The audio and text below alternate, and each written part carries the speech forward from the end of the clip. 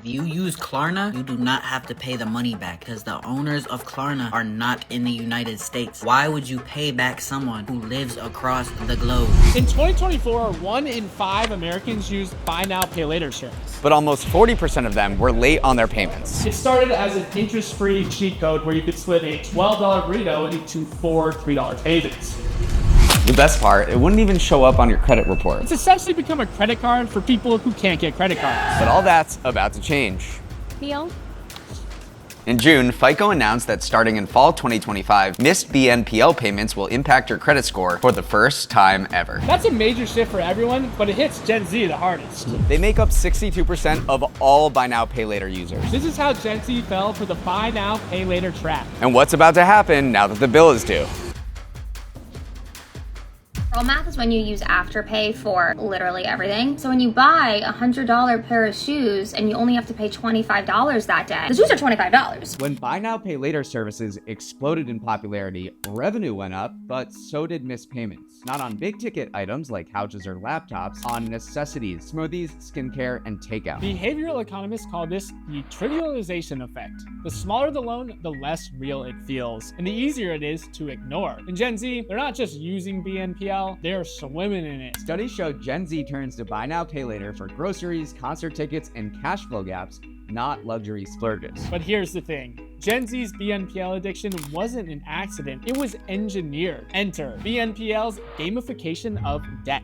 Raised on mobile games, side hustles, and TikTok dopamine loops, Gen Z is used to fast UX, soft edges, and micro rewards. They're also used to money tools that don't feel like finance. Venmo, Cash App, Apple Pay. So when Klarna showed up with buttons that said slice it or pay in 4, it didn't feel like taking on debt.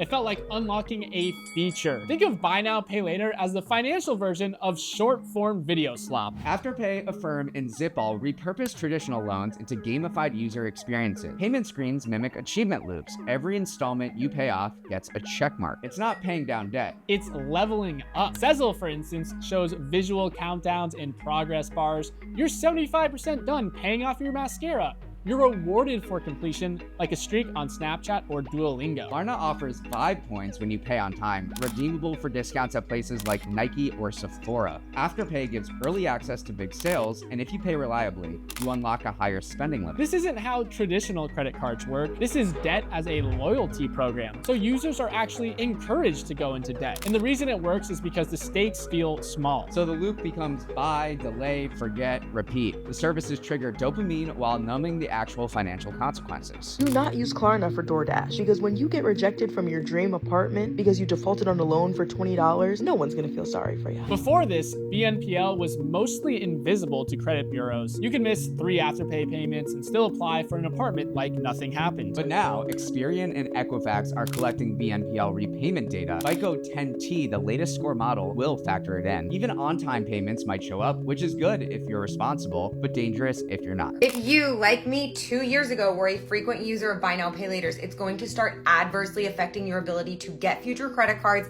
get an apartment, get a mortgage. Even small missed payments can lower your score by 20 to 50 points depending on your history. This matters because most Gen Zers are just starting to build credit. They don't have the cushion of a decade-long history to absorb mistakes. So if you're 24, paying for groceries in 4 installments, and you forget payment number 3, your score drops, your next apartment lease gets denied, and suddenly your parents are blowing up your phone. Any buy now, pay later apps like Klarna and Afterpay feel kind of evil. So what's next? There are 3 likely possible outcomes. 1. The regulation era. BNPL becomes a formal credit product. New rules limit who qualifies, how it's marketed, and what companies can do with your data. Number 2, the rebellion era. Gen Z, burned by microdebt, swings hard in the other direction. Budgeting apps surge, debit-first habits return, and a pay now, think later backlash begins. 3. The expansion era. BNPL digs even deeper, moving beyond burritos into bigger spaces. Rent, medical bills, even taxes. And the loop continues, just with higher stakes.